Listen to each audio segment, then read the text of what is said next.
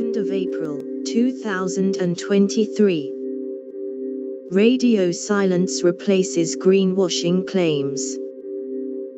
Companies are removing climate action statements from their websites following a crackdown on alleged greenwashing by national regulators.